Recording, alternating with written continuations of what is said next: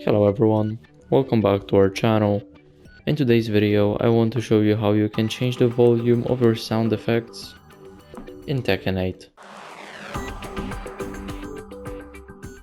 So first we go to options, then we go into sound settings, and then we scroll until we see SFX volume, which stands for sound effects volume, and here we can set it up to our own preference and simply click back and it's already saved.